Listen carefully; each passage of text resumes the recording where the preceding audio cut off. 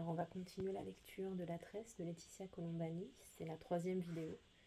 Je suis vraiment désolée pour la vidéo précédente, le son est vraiment pas top. Donc voilà, là j'ai fait plus attention et normalement ça devrait être plus agréable. Voilà, pardon pour les trois chapitres précédents. Smita, village de Badlapur, Uttar Pradesh, Inde. En entrant dans la cahute, Smita remarque immédiatement l'expression de sa fille. Elle s'est hâtée de finir sa tournée, ne s'est pas arrêtée chez la voisine pour partager les restes des jasses comme elle en a eu l'habitude. Elle a couru au puits prendre de l'eau, a déposé son panier de joncs et s'est lavée dans la cour. Un seau, pas plus. Il faut en laisser pour Lalita et Nagarajan. Tous les soirs, avant de passer le seuil de sa maison, Smita frotte 3 fois son corps avec du savon. Elle refuse de ramener l'odeur infâme chez elle. Elle ne veut pas que sa fille et son mari l'associent à cette puanteur. Cette odeur, l'odeur de la merde des autres, ce n'est pas elle. Elle ne veut pas être réduite à ça. Alors elle frotte de toutes ses forces. Ses mains, ses pieds, son corps, son visage. Elle frotte à s'en arracher la peau. Derrière ce bout de tissu qui lui sert de paravent, dans le fond de cette cour, à l'orée du village de Badlapur, aux confins de l'Uttar Pradesh.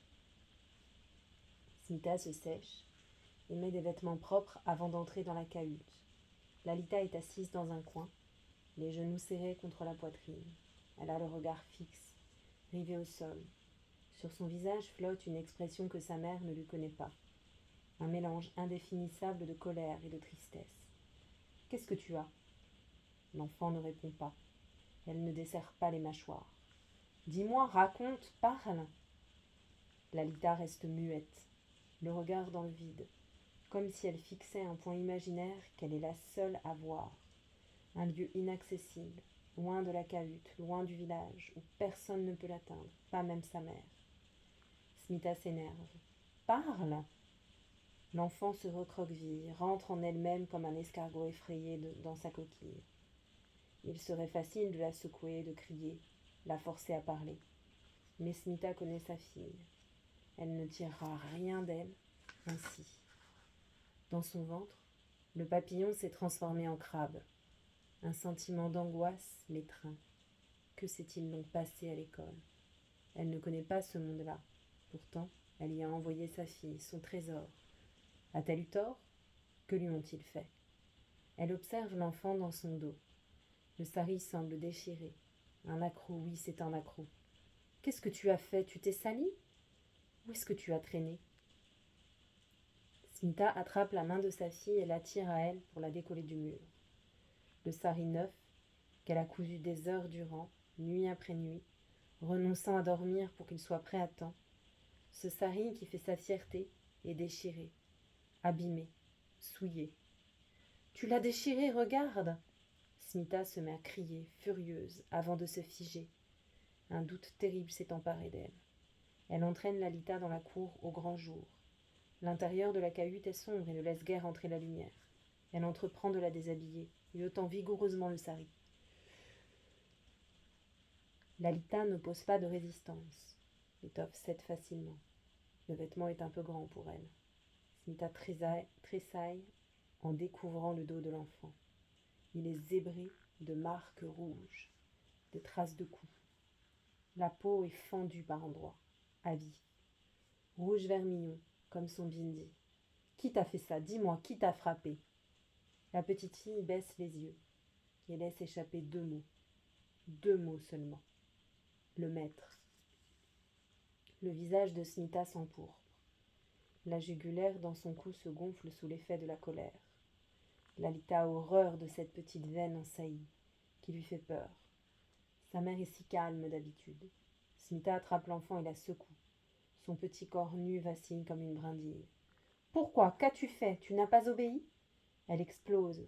Sa fille désobéissante, le jour de la rentrée. C'est sûr, le maître ne voudra pas la reprendre. Tous ses espoirs envolés, ses efforts anéantis. Elle sait ce que cela veut dire. Le retour aux latrines, à la fange, à la merde des autres, à ce panier maudit dont elle voulait tant la préserver. Smita n'a jamais été violente. Elle n'a jamais frappé personne, mais elle sent soudain monter en elle une bouffée de rage incontrôlée. C'est un sentiment nouveau qui l'envahit, tout entière, une marée qui recouvre la digue de sa raison et la submerge. Elle gifle l'enfant. Lalita se recroqueville sous les coups. Elle protège son visage de ses mains, du mieux qu'elle peut.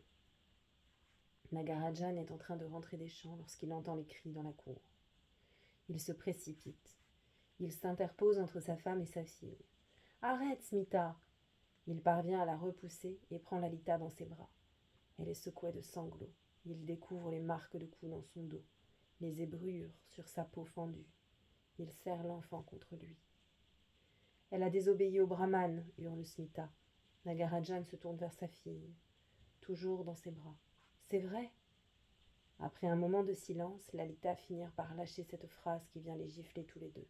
« Il voulait que je balaye la classe. » Smita s'est figée. Lalita a parlé tout bas. Elle n'est pas sûre d'avoir bien entendu, elle l'a fait répéter. « Qu'est-ce que tu as dit ?»« Il voulait que je balaye devant les autres. J'ai dit non. » Redoutant de nouveaux coups, l'enfant se recroqueville.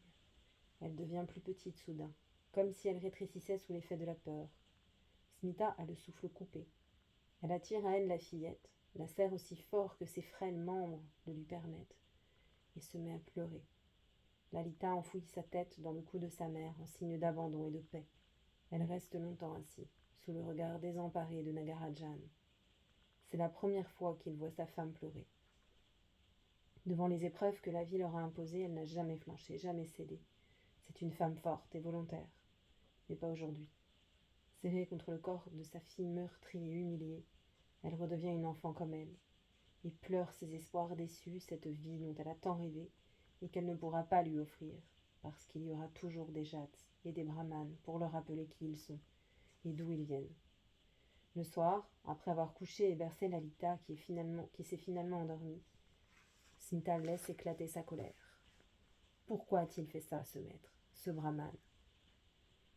Il était pourtant d'accord pour accueillir Lalita avec les autres, les enfants des Jats. Il a pris leur argent, il leur a dit d'accord. Cet homme, Smita le connaît, et sa famille aussi. Sa maison est au centre du village. Elle nettoie ses latrines tous les jours. Sa femme lui donne du riz parfois. Alors, pourquoi? Soudain, elle repense aux 5 lacs de Vishnu, avait rempli du sang des Kshatriyas lorsqu'il avait défendu la caste des brahmanes. Ce sont eux les lettrés, les prêtres, les éclairés, au-dessus de toutes les autres castes au sommet de l'humanité. Pourquoi s'en prendre à Lalita? Sa fille n'est pas un danger pour eux, elle ne menace ni leur savoir, ni leur position, alors pourquoi la replonger ainsi dans la fange? Pourquoi ne pas lui apprendre à lire et écrire comme aux autres enfants? Balayer la classe, cela veut dire « Tu n'as pas le droit d'être ici, tu es une Dali, une scavenger, ainsi tu resteras, ainsi tu vivras. Tu mourras dans la merde comme ta mère et ta grand-mère avant toi, comme tes enfants, tes petits-enfants et tous ceux de ta descendance. Il n'y aura rien d'autre pour vous, les intouchables, rebut de l'humanité. Rien d'autre que ça, cette odeur infâme pour les siècles et les siècles. Juste la merde des autres, la merde du monde entier ramassée. » Lalita ne s'est pas laissée faire, elle a dit non. À cette pensée, Smita se sent fière de sa fille. Cet enfant de 6 ans, à peine plus haute qu'un tabouret, a regardé le brahman dans les yeux et lui a dit « non ». Il l'a attrapé, l'a frappé avec sa baguette en jonc, au milieu de la classe, devant tous les autres. Lalita n'a pas pleuré, n'a pas crié, elle n'a pas émis un seul son. Lorsque l'heure du déjeuner a sonné, le brahman l'a privée de repas. Il a confisqué la boîte en fer que Smita avait préparée pour elle. La petite fille n'a pas même eu le droit de s'asseoir, juste celui de regarder les autres manger. Elle n'a pas réclamé, n'a pas mendié. Elle est restée debout, seule, digne. Oui, Smita se sent fière de sa fille. Elle mange peut-être du rat, mais elle a plus de force que tous ces brahmanes et ces jats réunis. Ils ne l'ont pas domptée, pas écrasée. Ils l'ont rouée de coups, zébrée de cicatrices, mais elle est là, au-dedans d'elle-même, intacte. Nagarajan n'est pas d'accord avec sa femme. Lalita aurait dû céder, passer le balai après tout. Ce n'est pas si terrible un coup de balai. Ça fait moins mal qu'un coup de baguette en jonc. Smita explose. Comment peut-il parler ainsi? L'école est faite pour instruire, non pour asservir. Elle va aller lui parler au brahman. Elle sait où il habite. Elle connaît la porte dérobée à l'arrière de sa maison. Elle y entre tous les jours avec son panier pour nettoyer sa fange. Nagarajan la retient. Elle ne gagnera rien à affronter un brahman. Il est plus puissant qu'elle.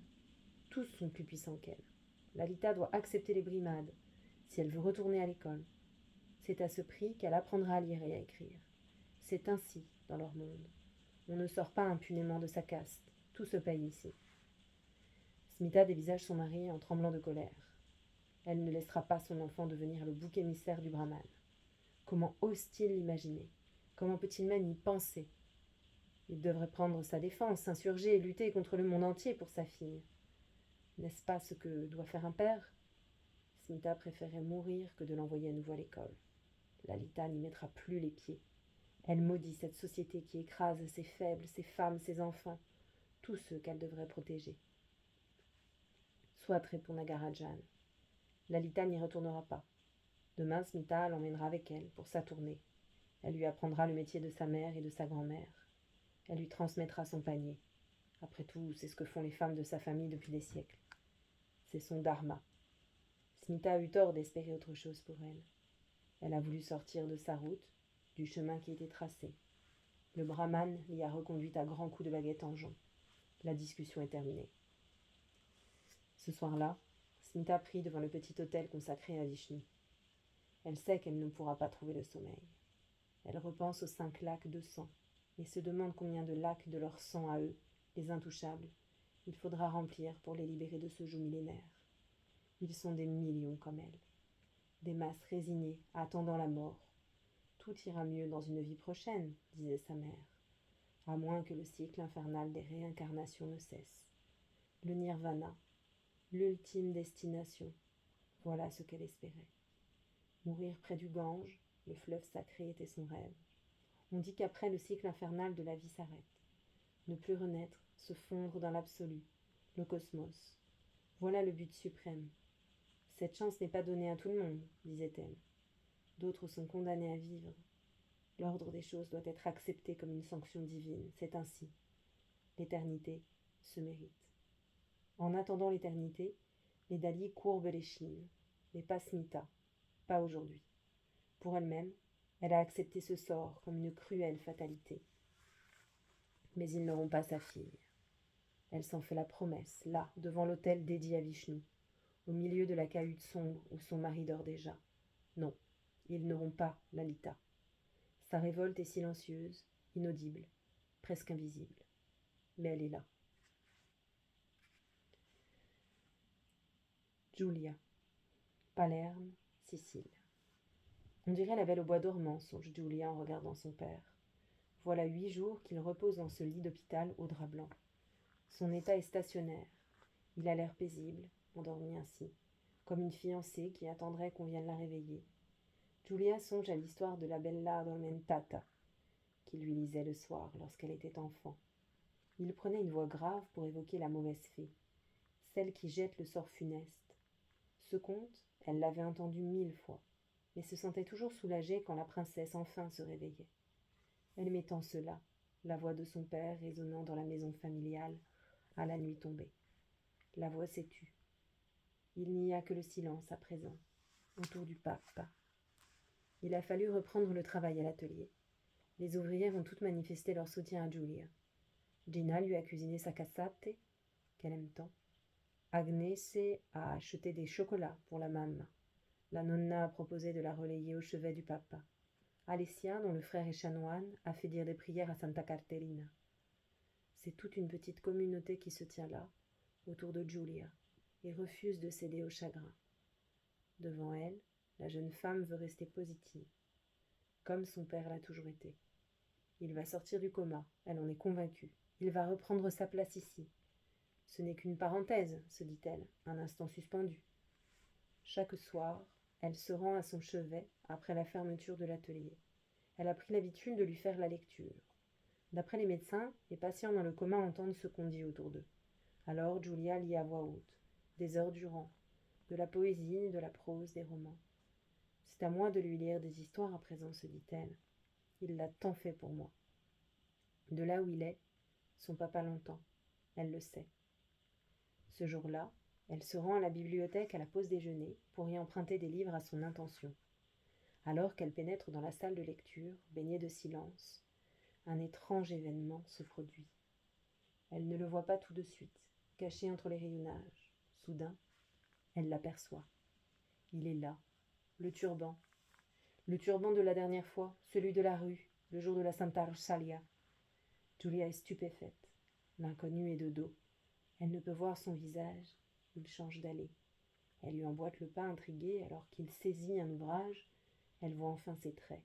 C'est bien lui, l'homme arrêté par les carabinieri. Il semble chercher quelque chose qu'il ne parvient pas à retrouver. Troublée par la coïncidence, Julia reste un moment à l'observer. Il ne l'a pas remarqué. Elle finit par approcher. Elle ne sait comment l'aborder. Elle n'a pas l'habitude d'accoster les hommes. D'ordinaire, ce sont eux qui viennent lui parler. Julia est belle, on le lui a souvent dit. Malgré ses allures de garçonne, elle dégage un mélange d'innocence et de sensualité qui ne laisse pas les représentants de la gente masculine indifférents. Les yeux qui brillent sur le passage des filles, elle connaît. Les Italiens sont doués pour ça. Les belles paroles, la ritournelle.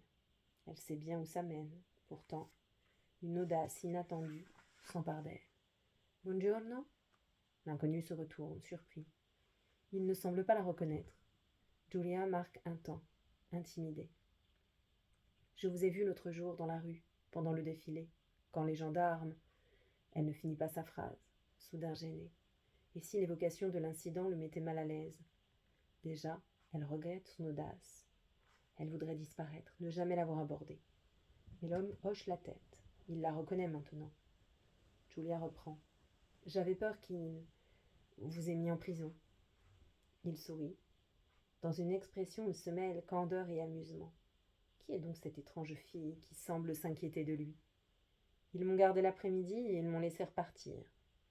Julia observe ses traits. Malgré sa peau sombre, il a les yeux incroyablement clairs. Elle les voit nettement à présent. Ils sont d'un bleu tirant sur le vert, à moins que ce ne soit l'inverse. Le mélange est intrigant. Elle s'en harrit. « Je peux peut-être vous aider, je connais bien les rayons. Vous cherchez un ouvrage en particulier ?» L'homme explique qu'il voudrait un livre en italien. Quelque chose de pas trop compliqué, précise-t-il. S'il parle couramment, il a encore du mal avec la langue écrite. Il aimerait bien progresser. Julia acquiesce. Elle l'entraîne vers le rayon de littérature italienne. Elle hésite. Les auteurs contemporains lui semblent difficiles d'accès. Elle finit par lui conseiller un roman de Salgari, qu'elle lisait enfant. I figli dell'aria, son préféré. L'inconnu le prend et la remercie. N'importe quel homme d'ici chercherait à la retenir, engagerait la conversation. Il profiterait de l'occasion pour tenter de la séduire. Pas lui, il la salue simplement, avant de s'éloigner.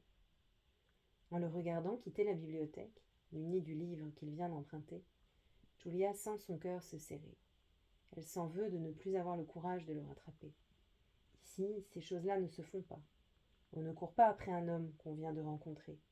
Elle regrette d'être cette jeune femme-là, qui depuis toujours s'accoude aux événements pour les regarder passer, sans oser en changer le cours. À cet instant, elle maudit son manque d'audace et sa passivité. Bien sûr, elle a eu des amis, des flirts, quelques histoires. Il y a eu des baisers, des caresses à la dérobée. Julia s'est laissée faire, se contentant de répondre à l'intérêt qu'on lui manifestait. Elle ne s'est jamais donné le mal de plaire. Elle reprend le chemin de l'atelier, en songeant à l'inconnu, à ce turban qui lui donne un air décalé hors du temps, à ses cheveux qu'il doit cacher, à son corps aussi, sous la chemise froissée. À cette pensée, elle rougit. Elle revient le lendemain, animée du secret espoir de le recroiser. Elle n'a pourtant pas besoin de livres ce jour-là. Elle n'a pas encore fini ceux qu'elle lit au papa. Elle se fige en pénétrant dans la salle de lecture. L'homme est là, au même endroit que la veille. Il lève les yeux vers elle, comme s'il l'attendait. À cet instant, Julia a l'impression que son cœur va se décrocher. Il s'approche d'elle, si près qu'elle peut sentir son haleine tiède et sucrée. Il voulait la remercier pour le livre qu'elle lui a conseillé. Il ne savait pas quoi lui offrir, alors il lui a apporté une petite bouteille d'huile d'olive, de la coopérative où il est employé. Julia le dévisage, touchée. Il y a en lui un mélange de douceur et de dignité qui la bouleverse. C'est la première fois qu'un homme la trouble ainsi. Elle prend la fiole étonnée. Il précise qu'il a pressé lui-même les fruits, après les avoir ramassés. Alors qu'il s'apprête à s'en aller, Julia s'enhardit. Les joues en feu, elle lui propose d'aller faire quelques pas sur la jetée. La mer est proche, le ciel est dégagé. L'inconnu marque un temps avant d'accepter. Kamaljit Singh, tel est son nom, n'est pas bavard. C'est un détail qui surprend Julia. Ici, les hommes sont volubiles, se plaisent à parler d'eux. Le rôle des femmes est de les écouter. Comme le lui a expliqué sa mère, il faut laisser l'homme briller. Kamal est différent. Il ne se livre pas facilement. À Julia, il accepte pourtant de raconter son histoire. De religion sikh, il a quitté le Cachemire à l'âge de 20 ans, fuyant les violences faites aux siens là-bas. Depuis les événements de 1984, lorsque l'armée indienne a réprimé dans le sang les revendications des indépendantistes, massacrant les fidèles dans le temple d'or, leur sort est menacé. Kamal est arrivé en Sicile par une nuit glacée, sans ses parents. Beaucoup font le choix d'envoyer leurs enfants en Occident à leur majorité. Il a été accueilli par l'importante communauté sikh de l'île. L'Italie est le 2e pays d'Europe à les accueillir après l'Angleterre, précise-t-il. Il s'est mis à travailler par le biais du caporalato, une pratique qui fournit aux employeurs une main-d'œuvre bon marché. Il raconte comment le caporale recrute et achemine les clandestins vers leur lieu de travail. Pour couvrir les frais de déplacement, la bouteille d'eau et le maigre panino qu'il leur donne, il prend un pourcentage sur leur salaire, parfois jusqu'à la moitié. Kamal se souvient avoir travaillé pour 1 ou 2 euros de l'heure. Il a ramassé tout ce que la terre d'ici produit. Des citrons, des olives, des tomates cerises, des oranges, des artichauts, des courgettes, des amandes. Les conditions de travail ne sont pas négociables. Ce que le caporale offre est à prendre ou à laisser. Sa patience a finalement été récompensée. Après 3 ans passés dans l'illégalité, Kamal a obtenu le statut de réfugié et une carte de résident permanent. Il a trouvé un travail de nuit dans une coopérative fabriquant de l'huile d'olive. C'est un emploi qui lui plaît. Il raconte comment il peigne les branches d'olivier avec une sorte de râteau pour en ramasser les fruits sans les abîmer. Il aime la compagnie de ces arbres parfois millénaires. Il se dit fasciné par leur longévité. L'olive est un aliment noble, conclut-il en souriant, un symbole de paix. Si l'administration l'a régularisé, le pays ne l'a pas pour autant adopté. La société sicilienne regarde de loin ces émigrés. Les 2 mondes se côtoient sans se parler. Kamal avoue regretter son pays. Lorsqu'il l'évoque, un voile de tristesse l'enveloppe, comme un grand manteau flottant autour de lui. Ce jour-là, Julia revient à l'atelier avec 2 heures de retard. Pour rassurer la nonna qui s'est inquiétée, elle prétend qu'un pneu de son vélo a crevé. Elle ne dit pas la vérité. Si le 2 roues est intact, son âme vient de chavirer. Sarah, Montréal, Canada. La bombe est lâchée. Elle vient d'exploser là, dans le cabinet de ce médecin un peu gauche, qui ne sait pas comment annoncer la nouvelle. Il a pourtant de l'expérience, des années de pratique à son actif. Mais voilà, il ne s'y fait pas. Trop de compassion pour ses patientes, sans doute. Toutes ces femmes, jeunes et moins jeunes, qui voient leur vie basculer en quelques minutes, à l'annonce du mot redouté. BRCA2. Sarah l'apprendra par la suite. Le nom du gène mutant. La malédiction des femmes ashkénazes. Comme si ce n'était pas assez, pensera-t-elle. Il y a eu les pogroms, la Shoah. Pourquoi elle et les siens, encore? Elle le lira encore écrit noir sur blanc dans un article médical. Les femmes juives ashkénazes ont une chance sur 40 de développer un cancer du sein, contre 1 sur 500 dans la population globale. C'est un fait scientifiquement établi. Il y a des facteurs aggravants. Un cas de cancer chez les ascendants directs, une grossesse gémellaire. Tous les signaux étaient là, pensera Sarah, visibles, évidents. Elle ne les a pas vus, ou n'a pas voulu les voir. En face d'elle, le médecin a des sourcils noirs et broussailleux. Sarah ne peut en détacher les yeux. C'est étrange, cet homme qu'elle ne connaît pas. Il est en train de lui parler de la tumeur sur les radios, la taille d'une mandarine, précise-t-il. Pourtant, elle n'arrive pas à se concentrer sur ce qu'il dit. Elle a l'impression de ne distinguer que cela. Ses sourcils bruns et hirsutes, semblables à un territoire peuplé de bêtes sauvages. Il y a aussi des poils qui sortent de ses oreilles. Des mois plus tard, lorsque Sarah repensera à ce jour, c'est ce souvenir qui lui reviendra en premier. Les sourcils du médecin qui lui a annoncé qu'elle avait un cancer. Bien sûr, il ne dit pas le mot. C'est un mot que personne ne prononce, un mot qu'il faut deviner derrière les périphrases, le jargon médical dans lequel on se noie. On dirait qu'il est une insulte, qu'il est tabou, maudit. C'est pourtant de cela qu'il s'agit. La taille d'une mandarine, a-t-il dit. C'est là, c'est bien là. Sarah a pourtant tout fait pour reculer cette échéance, ne pas s'avouer la douleur lancinante, la fatigue extrême. Elle en a chassé l'idée à chaque fois qu'elle se présentait, à chaque fois qu'elle aurait dû la formuler. Mais aujourd'hui, il faut faire face. C'est là, ça existe. Une mandarine, c'est énorme et dérisoire à la fois, pense Sarah. Elle ne peut s'empêcher de se dire que la maladie l'a prise en traître, au moment où elle s'y attendait le moins. La tumeur est maligne, sournoise. Elle a œuvré silencieusement dans l'ombre, à préparer son coup. Sarah écoute le médecin. Elle observe ses lèvres bouger, mais ses mots ne semblent pas la toucher, comme si elle les percevait à travers une épaisseur ouatée, comme si, au fond, il ne la concernait pas. Pour un proche, elle serait inquiète, affolée, effondrée. Étrangement pour elle-même, il n'en est rien. Elle écoute le médecin sans y croire, comme s'il lui parlait d'une autre, de quelqu'un qui ne lui serait pas tout à fait étranger. À la fin de l'entretien, il lui demande si elle a des questions. Sarah secoue la tête et sourit. De ce sourire qu'elle connaît bien et affiche en toutes circonstances. Ce sourire qui veut dire « Ne vous en faites pas, ça ira ». C'est un leurre, bien sûr. Un masque derrière lequel elle entasse ses chagrins, ses doutes et ses angoisses. Un beau bazar là-dedans, à vrai dire. De l'intérieur, de l'extérieur, rien ne paraît. Le sourire de Sarah est lisse, gracieux, parfait.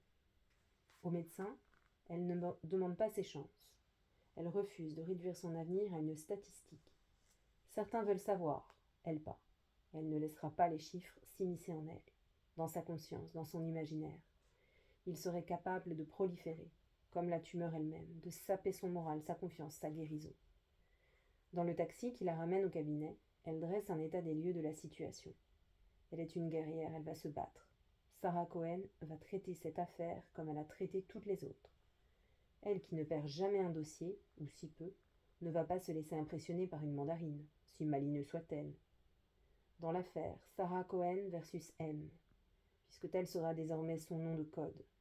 Il y aura des attaques, des contre-attaques, des coups bas, aussi, sans doute. La partie adverse ne s'avouera pas vaincue si facilement. Sarah le sait. La mandarine est vicieuse, sûrement l'adversaire la plus retorse qu'elle ait eu à affronter. Il s'agit d'une procédure au long cours. Ce sera une guerre des nerfs, une succession de moments d'espoir, de doute, et d'autres, où peut-être elle se croira vaincue. Il faudra tenir, coûte que coûte. Ce genre de combat se gagne à l'endurance. Sarah le sait. Comme elle étudierait un dossier, elle brosse à grands traits sa stratégie d'attaque de la maladie. Elle ne va rien dire à personne. Au cabinet, nul ne doit savoir. La nouvelle ferait l'effet d'une bombe dans l'équipe et pire encore, chez ses clients. Cela risquerait de les inquiéter inutilement. Sarah est l'une des fondations du cabinet, l'un des piliers.